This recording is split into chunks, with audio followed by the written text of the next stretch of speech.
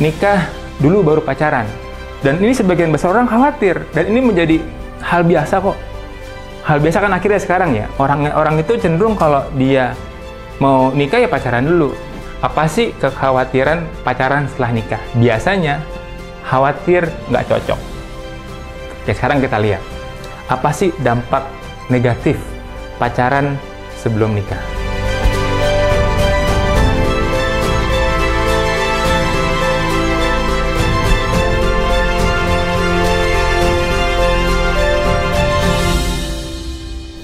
Bismillahirrahmanirrahim. Assalamualaikum warahmatullahi wabarakatuh. Alhamdulillahirrabbilalamin. Allahumma sholli ala sayyidina Muhammadin wa ala alihi wa ashabihi ajmain amma ba'du.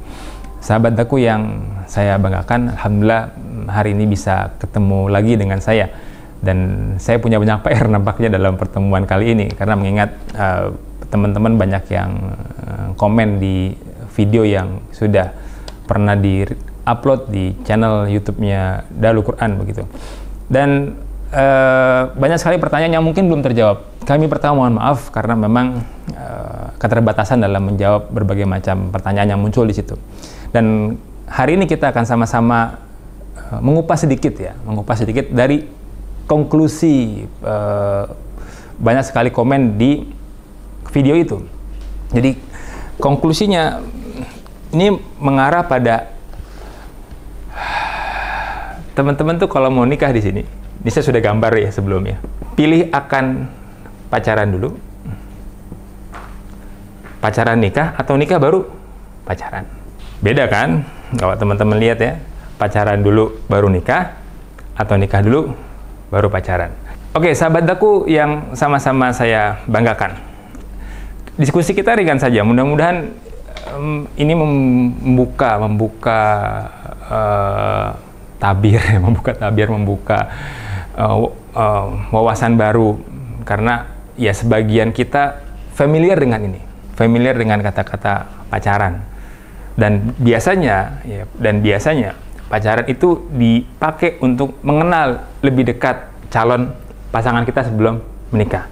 Apa iya cuma itu caranya? Kita akan coba bagi ini. Ya, kita bagi menjadi 4 kuadran. 4 kuadran.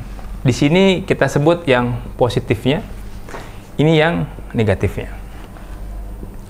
Jadi apa sih positif pacaran sebelum nikah menurut persepsi sebagian besar orang? Dan nanti teman-teman bisa chat ya, sahabat-sahabat bisa chat di kolom komentar. Apa sih manfaat yang teman-teman rasain ketika pacaran sebelum nikah? Atau pacaran udah lama, nggak nikah-nikah gitu ya. Ini kan masalah juga sebenarnya ya. Biasanya nih saya mencoba mengambil survei kepada 100 pemuda ya yang ada di Indonesia gitu. Nah, ini juga ada kameramen tuh saya tanyain nih, pacaran apa nikah lu? Lebih kurangnya. Biasanya mau kenal lebih dekat. Oke.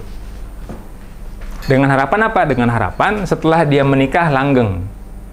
Gitu kan ya, teman-teman pacaran dulu, mau kenal lebih dekat dengan harapan kemudian nikahnya langgeng. Yang kedua, mitigasi resiko gitu ya. Mitigasi resiko. Kenapa? Kalau nggak cocok, ya udah, jangan dilanjut gitu kan. Nah, kalau nggak cocok, ya udah jangan dilanjut. Oke, nanti kita bahas. Yang ketiga apalagi ya? Ya, mencari bibit unggul gitu ya. Iya kan, mencari bibit unggul kan, teman-teman pasti milih tuh, ini gitu kan. Konon kabarnya begitu ya. Minimal 3 inilah yang menjadi. Saya tidak mengatakan yang tadi ya, nyoba-nyoba yang main-main gitu kan, itu nggak saya masukin dalam aktivitas ini. Jadi saya mohon maaf kalau 3 ini yang menjadi fokus dalam, biasanya orang itu mau pacaran sebelum menikah karena 3 poin ini. Oke, saya nggak ngomong dulu negatifnya. Oke, sekarang saya pindah ke sini. Nikah dulu baru pacaran. Dan ini sebagian besar orang khawatir, dan ini menjadi hal biasa kok. Hal biasa kan akhirnya sekarang ya. Orang itu cenderung kalau dia mau nikah ya pacaran dulu. Maka akhirnya kita akan coba lihat nih, apa sih kekhawatiran pacaran setelah nikah? Biasanya khawatir nggak cocok. Gitu ya. Kenapa ente nggak mau pacaran, nikahnya lu baru pacaran ya? Karena khawatir nggak cocok gitu kan. Setelah nikah, banyak teman gitu kan.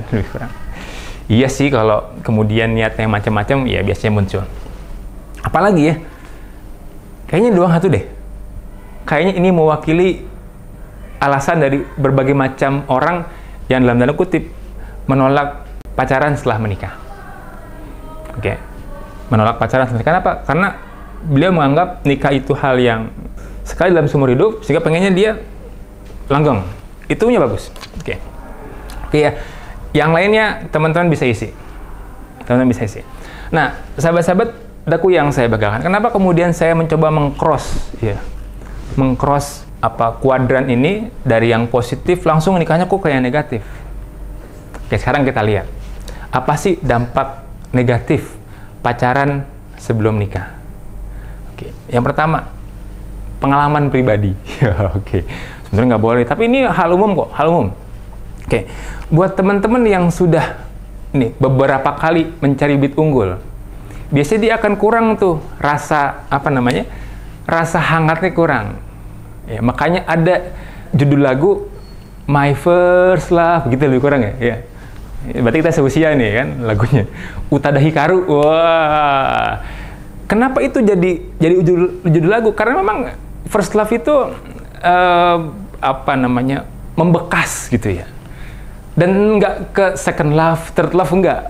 Kita nggak pernah dengar tuh ada lagu second love, third love gitu, enggak. Tapi my first love itu bekas. Maksudnya membekas dalam. Sehingga negatifnya buat orang-orang yang pacaran sebelum menikah, dan dia menemukan banyak sekali bibit unggul minyak bulan, nggak jadi, pacaran nggak jadi gitu, maka dia kurang hangatnya. Hati-hati nih. Ya. Nggak kelihatan sih, karena kelihatannya ketika teman-teman nikah. Dan ya begitu dah. Yang bisa ngerasain yang kemudian ya pernah ngelakuin ini. Saya sejak kuliah, ya itu Allah tadi kan nggak pernah sentuhan tangan sama wanita. Ya jadi natap mata pun nggak pernah. Jadi waktu di kampus tuh nggak pernah saya natap mata wanita begitu ya.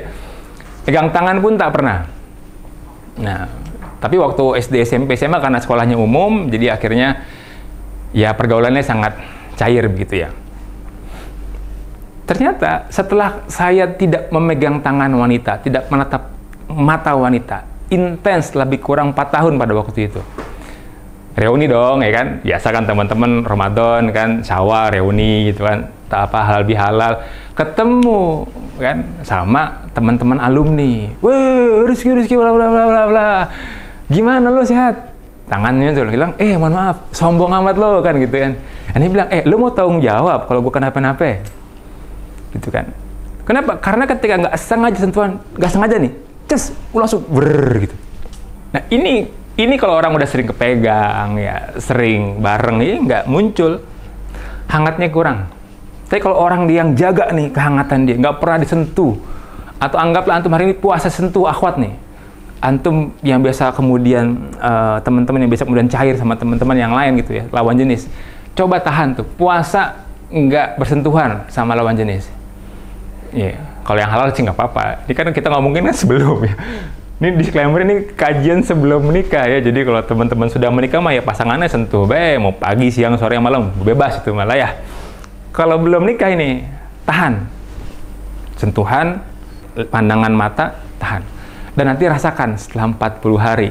Ya. Baiknya jangan diulang lagi, maksudnya begitu. Setelah lagi pas nanti mau menikah, maka kemudian hangatnya beda. Ya. Dan ini, saya pikir cukup untuk menjawab berbagai macam khawatiran teman-teman. Ya. Ini kalau mau ditarik nih, kenapa sih perceraian itu terjadi? Ya, contohnya banyak lah. Ya, orang-orang yang kemudian sudah berumah tangga, pacarannya lama, 4 tahun, 8 tahun, nikah 2 tahun, harusnya kan nggak begitu. Teorinya kalau dia makin kenal, makin awet. Makin kenal, makin awet, harusnya kan begitu. Tapi enggak. Pacarannya lama, ketika nikah, nggak siap. Jadi sebenarnya apa yang salah? Ini nanti kita lihat di sini. di badan nikahnya.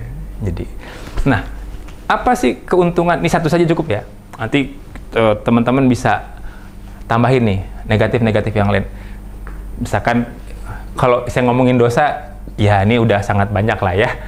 Ini mau dosa, maksiat dan segala macam. Dan memang qadarullahnya, kalau saya ngomongin ini akan membuat teman-teman nggak siap.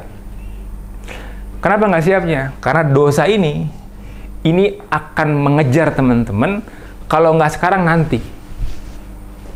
Nih, that's why kemudian, jadi ini mereka menikah. Dosa ini kan ngejar. Maka kemudian yang kejadian hari ini dipastikan kita harus introspeksi diri. Mungkin karena dosa-dosa kita yang masa lalu. Ya, bagi sahabat-sahabat yang hari ini sedang diuji, ya, di kolom chatnya, di kolom komennya, saat saya mau menikah kemudian gagal, ya kita banyak istighfar yang pertama, yang kedua kita yakini ini adalah kifarat dosa kita yang masa lalu. Insya Allah kita akan lanjut kajian ini karena kolom ini masih kosong. Ya, ini akan kita bahas di sesi yang kedua setelah sesi yang pertama ini. Demikian sahabat aku, semoga ini cukup mengkepokan teman-teman semua. Saya pikir nggak terlalu banyak ya posisi negatif-negatifnya, cukup satu aja, mudah-mudahan menjadi penggugah buat teman-teman. Kenapa sih kita tidak perlu pacaran? Lalu bagaimana untuk menjawab ini? Nanti sesi kedua. Assalamualaikum warahmatullahi wabarakatuh.